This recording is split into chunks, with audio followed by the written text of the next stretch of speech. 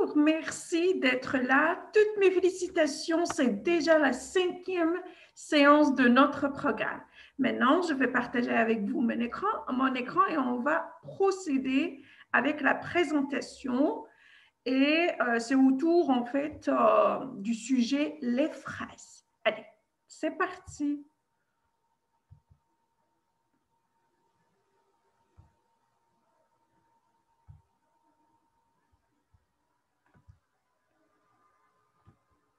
Donc, on va étudier les phrases.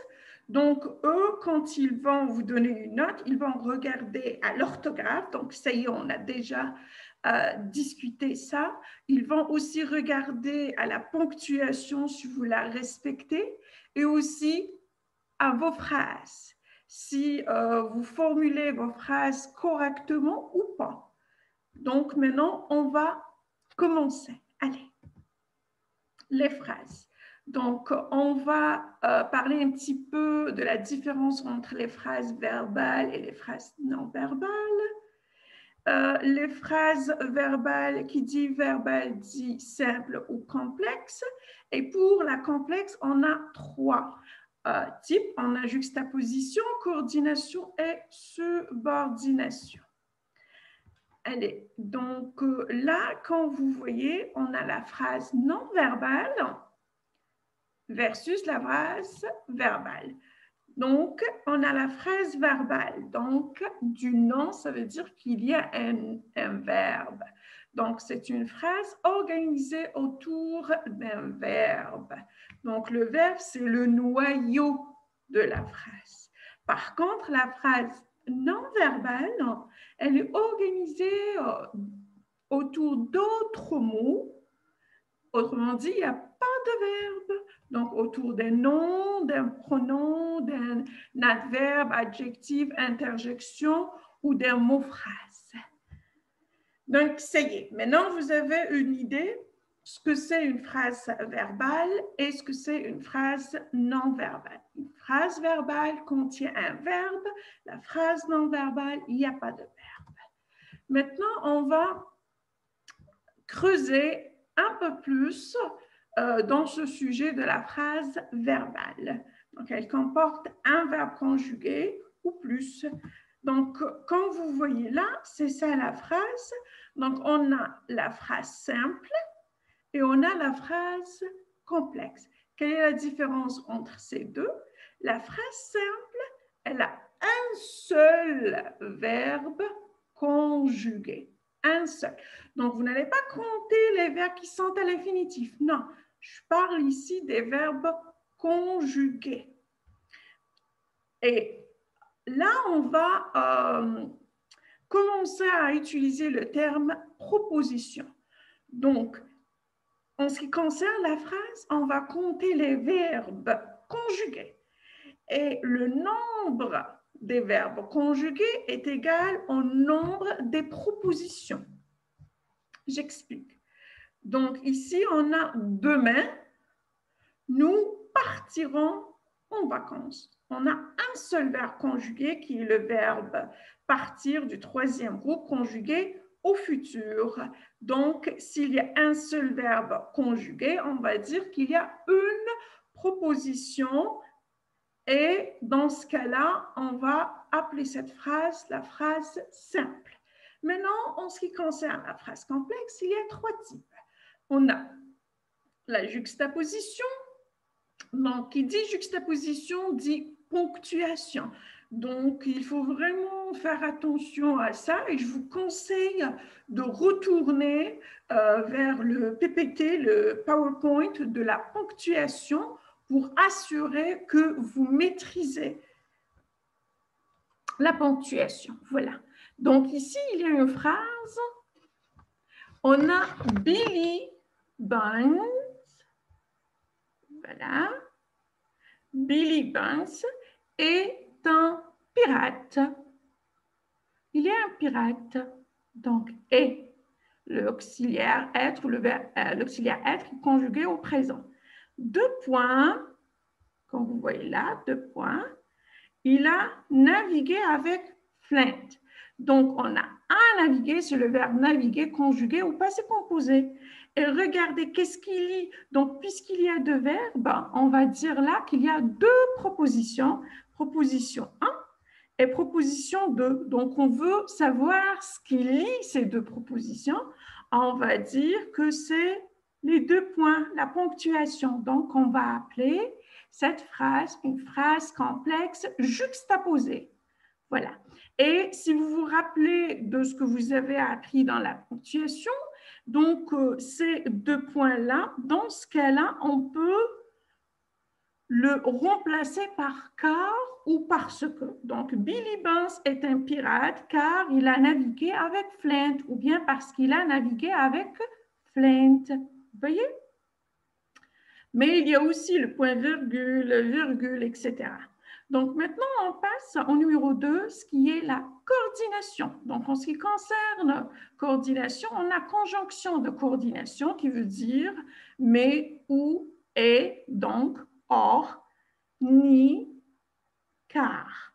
Et on a les adverbes de coordination, puis, ensuite, etc. Donc là, on a Billy Burns est un pirate car il a navigué avec Flint.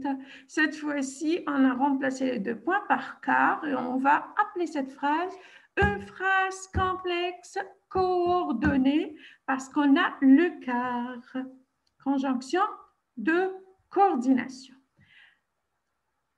Et maintenant, on passe au numéro 3, la subordination. Que veut-il? Proposition principale plus proposition subordonnée. Que veut dire? Les propositions subordonnées ne peuvent pas exister seules. Elles dépendent de la proposition principale. Le mot qui relie la proposition principale et la proposition subordonnée s'appelle un mot subordonnant. Donc, ça peut être un pronom relatif, conjonction de subordination, un mot interrogatif. Donc, vous devez, si vous avez déjà lu le PDF, normalement, vous comprenez ce que je dis là. Donc, on a Billy Burns est un pirate qui a navigué avec Flint.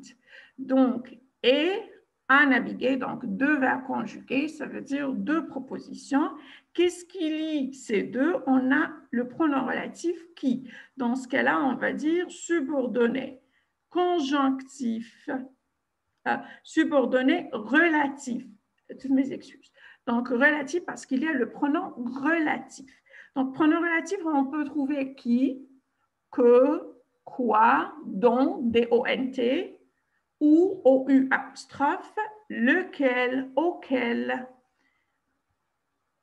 Et maintenant, on a Jim qui s'est caché dans la barrique et courageux. On a et s'est caché, donc deux propositions, et on a toujours le pronom relatif. Donc, c'est une subordonnée relative. En ce qui concerne la subordonnée conjonctive, on a conjonction de subordination. On a que, on a parce que, on a comme, si, tant, donc que, en fait, comme, si, tant que, bien que. Voilà. Donc, si vous sentez que vous n'avez pas bien assimilé toutes les informations que je viens de vous dire, vous pouvez poser, écrire et revenir là. Sinon, vous continuez et puis vous la regardez deux fois. Maintenant, on va pencher parce que c'est trop simple, la phrase simple, on ne va pas aller là-dedans. Il y a un seul verbe qui est conjugué, donc on va passer à la phrase complexe. Donc, il y a trois phrases d'obtenir une phrase complexe, juxtaposition, coordination, subordination, c'est juste comme elle est dit. Donc, propositions sont reliées par un signe faible de ponctuation. Coordination, les propositions sont reliées par une conjonction de coordination, mais ou et donc or ni car, ou un adverbe de liaison. Puis, cependant, ainsi, etc., etc. Donc, vous allez trouver soit ça, soit ça. La subordination, donc une proposition est subordonnée. Que veut dire subordination? Ça veut dire qu'elle est dépendante parce qu'elle ne peut pas exister toute seule. Donc, ne peut fonctionner seule à une proposition principale à l'aide d'un mot subordonnant. Donc, maintenant, on va aller un peu plus en détail pour expliquer ces trois types. Donc, on va commencer par les phrases juxtaposées. Donc, une phrase complexe peut être construite par juxtaposition. Dans ce cas-là, les deux propositions qui composent la phrase complexe sont séparées par un signe de ponctuation. J'ai fait un rêve, virgule, je demande à ma mère sa signification. C'est juste comme je vous ai expliqué. Première proposition, deuxième proposition, parce que demande, deuxième proposition, effet, première position. Et qu'est-ce qui relie, ou bien ces deux propositions sont reliées par une virgule. Dans ce cas-là, on va l'appeler proposition juxtaposée. Maintenant, on passe aux phrases coordonnées. C'est juste comme on a dit, il y a soit les conjonctions de coordination, mais où est donc or ni car. Je vais à la piscine, donc je prends mon maillot de bain. V prend donc deux propositions et la liaison c'est donc. Proposition coordonnée. Maintenant, rapport logique, la cause, car. Donc, conjonction de coordonnées. Car, donc, pour expliquer la cause. Donc, c'est la conséquence. Mais or ou, opposition, restriction, ou tu veux la noire ou la bleue. Donc, c'est là, ici, ou. D'accord? Mais là, comparaison. Qui est la plus belle, celle-là ou celle-là, par exemple? Maintenant, en ce qui concerne les connecteurs, sont des mots qui mettent en évidence un texte, soit parce qu'ils permettent de se séparer dans l'espace, c'est pourquoi on les appelle des connecteurs spatiaux, soit parce qu'ils mettent en place une certaine chronologie. Dans ce cas-là, on va les appeler connecteurs temporels. Et c'est exactement pourquoi vous serez noté sur la chronologie. Donc là, il y a quelques connecteurs spatiaux, ici, en haut, derrière, donc pour l'espace, voilà. Et on a quelques connecteurs aussi temporels, aujourd'hui, demain, hier, tantôt, et on a quelques connecteurs logiques. Les connecteurs logiques servent à établir des relations entre deux idées, deux faits, et expriment la cause, la conséquence et l'opposition. Donc, vous vous préparez pour l'expression écrite TEF Canada. La section A, on a le fait divers. Donc, vous êtes censé d'expliquer la cause. Bien sûr, vous allez l'utiliser. La conséquence, c'est le dénouement, le dernier paragraphe. Et bien évidemment, l'opposition. Vous êtes censé de dire cependant, mais, tout ça. Donc, connecteur logique, car, ainsi, quoique et ou. Maintenant, on va travailler cet exercice ensemble, indiquer la classe des mots suivants, un verbe, préposition ou conjonction. Mais c'est une conjonction de coordination, on l'a déjà vu. Cependant, conjonction de coordination aussi, c'est l'opposition. Ailleurs, c'est un adverbe. À cause de, c'est une préposition. Et en ce qui concerne à cause de, ça doit avoir une information négative. C'est tout à fait le contraire de grâce à. Grâce à son courage, il a réussi, par exemple. Donc, c'est positif. À cause de à cause de cette maladie, il n'a pas réussi de voyager, par exemple. Donc, c'est négatif. Chez ces prépositions, parce que répond à la question « pourquoi ?», alors que c'est pour l'opposition. Et là, on a trop, bien sûr, c'est un adverbe, selon ces prépositions. Donc, selon, vous allez l'employer dans vos faits divers. Par exemple, quand vous dites selon le journal ou bien selon le policier ou le chef de la daïra, quelque chose comme ça. On a tandis que c'est aussi pour l'opposition, conjonction, subordination. Voilà. Maintenant, on va passer à la subordonnée. Et pour la subordonnée, on a deux. On a subordonnée relative et la subordonnée conjonctive. Donc, qui dit relative, automatiquement, c'est un pronom relatif.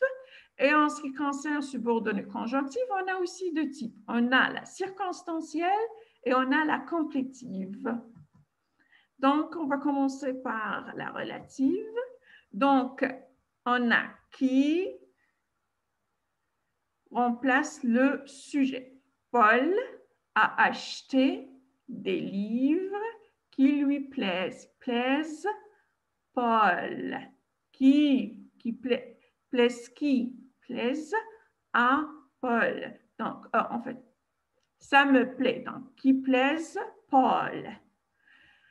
Donc, ici, on a Paul, c'est qui? Le sujet. Maintenant, on a le qui, COI, que veut dire c'est un complément d'objet indirect. Et indirect, c'est apostrophe à qui ou à quoi. Donc là, le professeur à qui je parlais est très cultivé. Donc, je parlais à un professeur. À un professeur. Donc, complément d'objet indirect.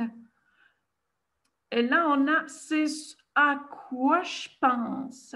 C'est pareil, c'est un COI. Donc, je pense à quoi? Je pense à ça. Et là, le que remplace le COD, complément d'objet direct.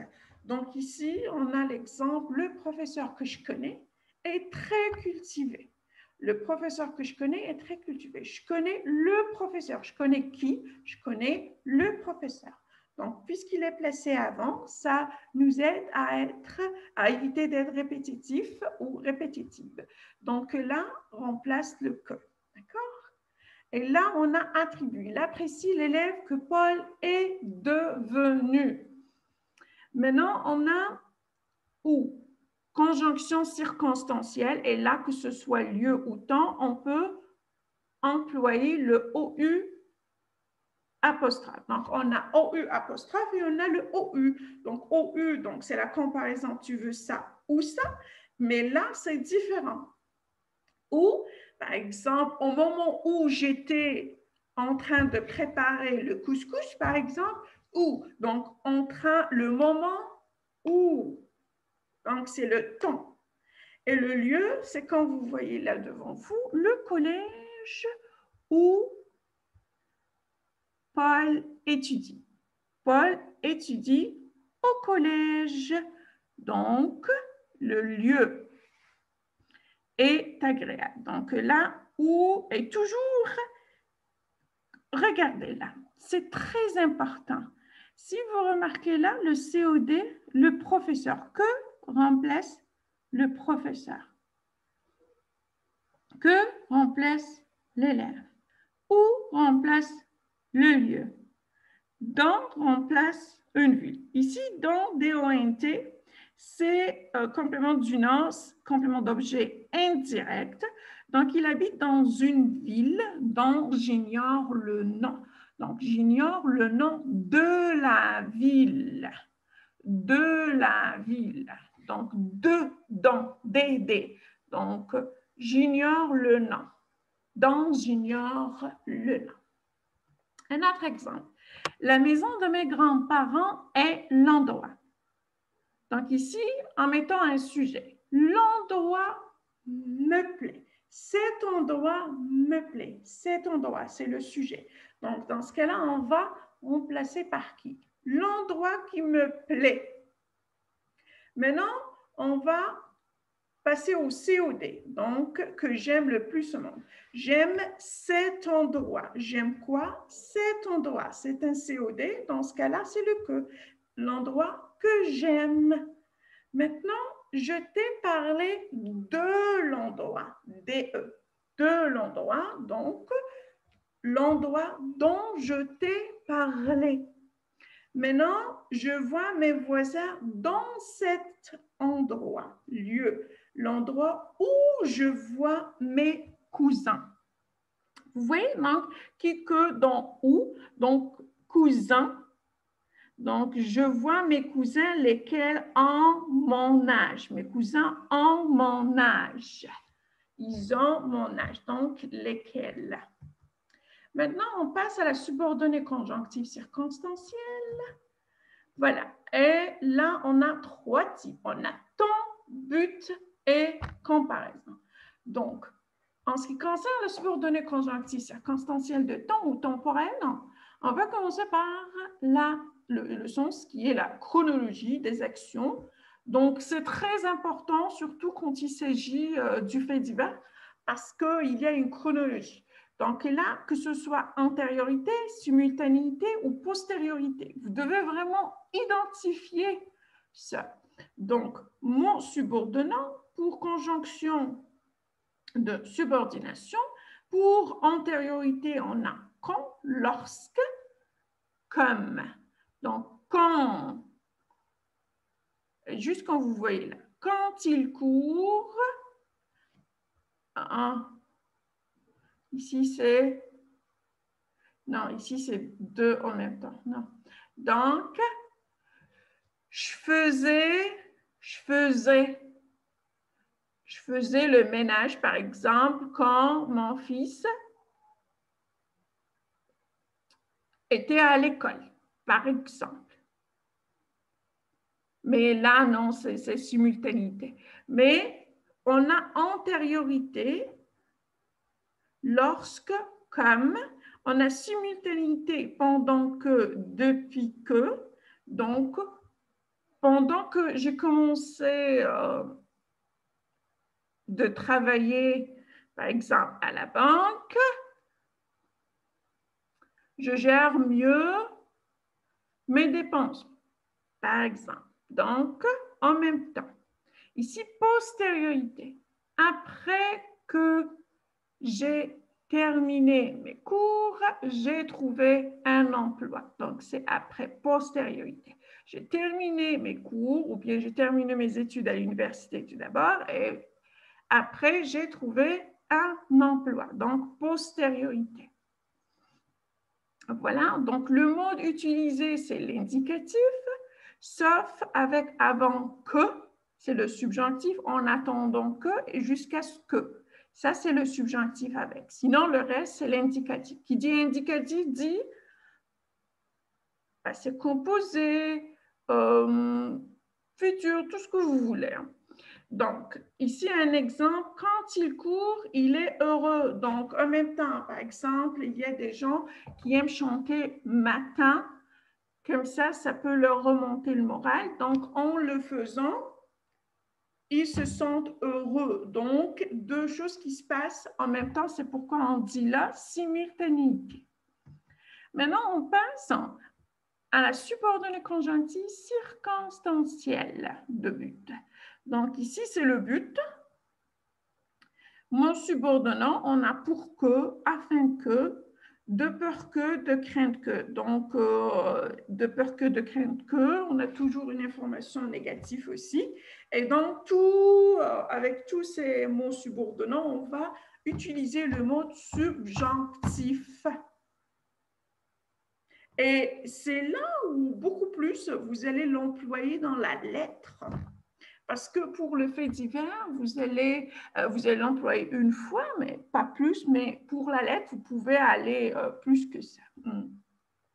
Un exemple, il travaille bien pour que l'on soit fier de lui.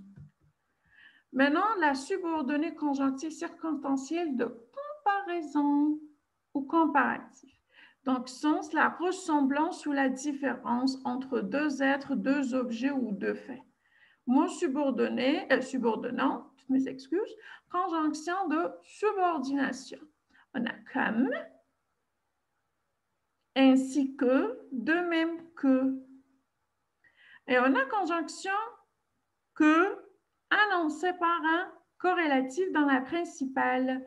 Plus que, moins que, aussi que. Un exemple pour conjonction de subordonnés. Il a parlé comme il fallait. Voilà. Et là, on a, elle est aussi bavarde que peut l'être son fier. Vous voyez, on a aussi que. Et bien sûr, le mot, c'est l'indicatif. Maintenant, en ce qui concerne la subordonnée conjonctive complétive. Donc, une proposition subordonnée complétive donne des précisions, voilà, donne des précisions sur le verbe et les circonstances de l'action. Donc, ça, c'est très important pour l'utiliser en ce qui concerne que ce soit la lettre argumentative ou le fait divers, parce que c'est très important de donner des informations détaillées et précises. C'est pourquoi vous êtes censé d'utiliser la subordonnée conjonctive complétive dans ce cas-là, qui ne peut ni la déplacer ni la supprimer. Et c'est presque toujours un complément COD, COI, complément d'objet direct ou indirect. Voilà. Maintenant, en parlant de que, on veut faire une petite comparaison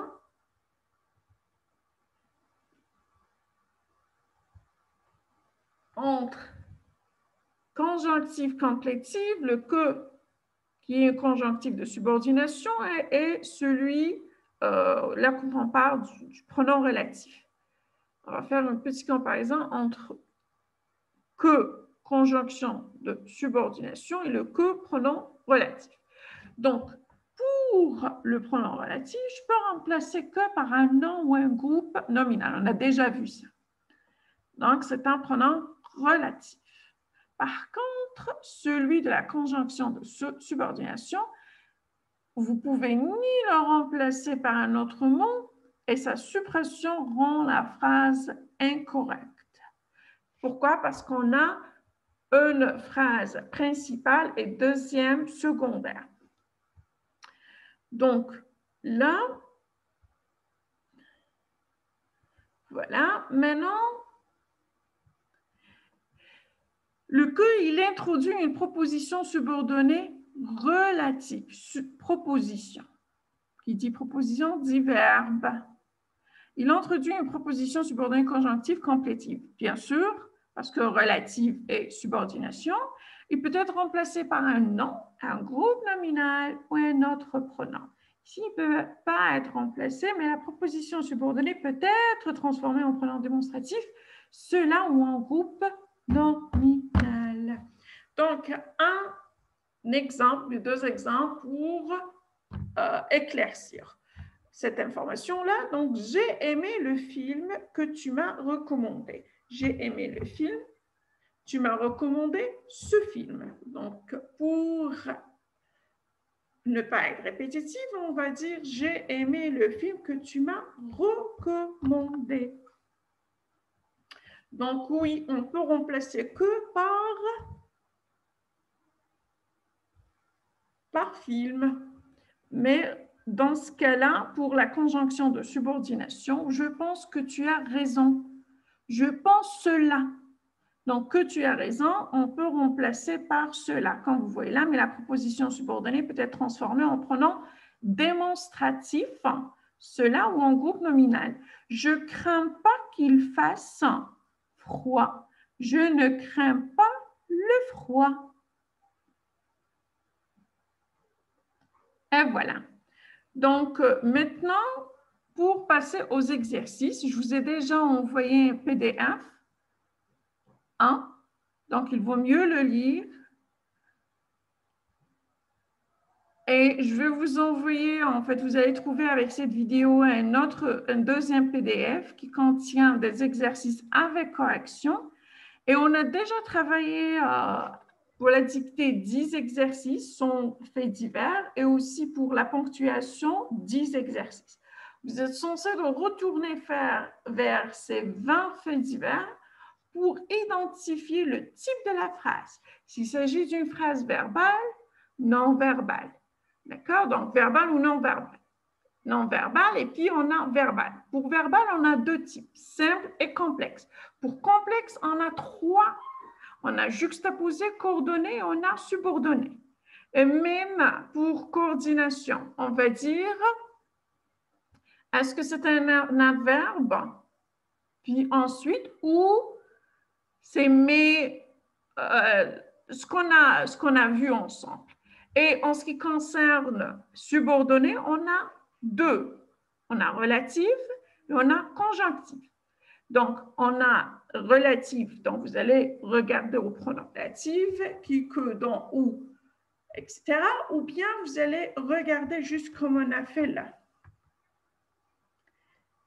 Subordonné conjonctif circonstanciel de comparaison, but ou de temps.